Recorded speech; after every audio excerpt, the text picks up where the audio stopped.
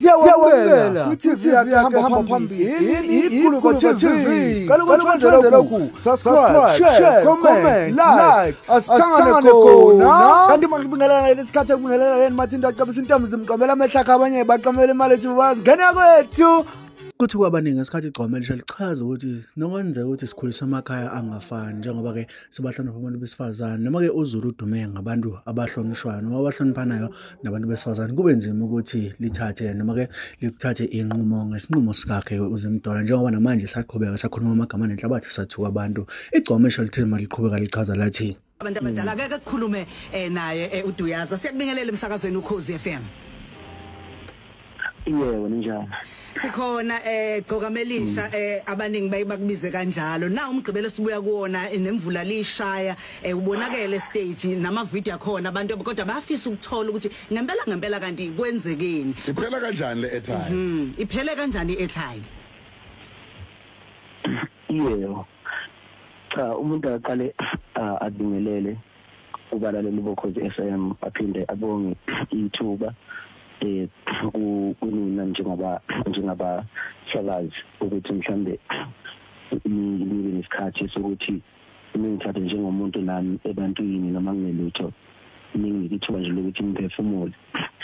Akukumina ngizokusho bafowethu empeleni mhlambe sonke isizwe saseNingizimu Afrika siyamuzwa udadewethu nje bekhuluma njengamanje ukuthi uyaqhubeka umuntu onolimo nenhlabathi ithuka abantu kunjiya so nabantu bayizwela angicabanga ukuthi ke nami ngingaqoka ijazi elifanayo nodadewethu ngoba mina ngumuntu wesilisa abantu besifazane lezi insuku sibhekene nesihlava esikhulu sokuthi bayabulawa bayahlukunyezwa kunalento okuthiwa i-LGBT ukuhlukunyezwa kwabantu besifazane siyagqugquzela kakhulu eNingizimu Afrika ukuthi abantu besifazane abaqhubeke behlonishwe.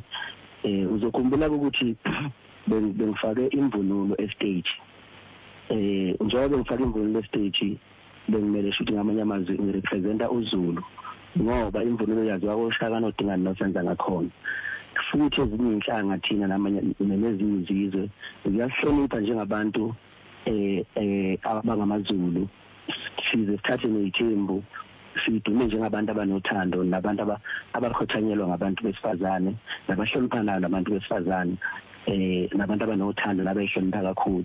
Ngicabanga ukuthi lesikhathi usisi ekhipha amagama wakhiphile akhomba okungangihloniphi njengeciko eselinamava eMzansi lokho kubadidile noma kuphoxela uZulu. Ngicela ukuxolisa kakhulu kubantu bakwaZulu ngicela futhi ukuthi kokusiza mhlamba ikhona ngoba ngenze ukuthi khona ingcindezi anayo ba-understand nje ukuthi sineyinkinga siphuma emakhaya angafani kuyenze ukuthola ukuthi umuntu uneyinkinga mhlawumbe emshadweni wakhe noma nje kwezothando kugcine mhlawumbe lokho kuqapakela nasemsebenzini wakhe.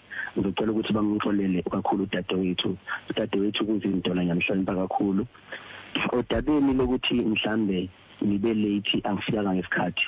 Ngicela ukuxolisa kakhulu lapho ngiyenzile ingizamo yokuthi ngixhumane nethimba elixhumana nabo ngoba empeleni akazi bexhumane nami bengaxhumani nami bebexhumana nomfowethu uMasondo ngaba late ngo-30 minutes.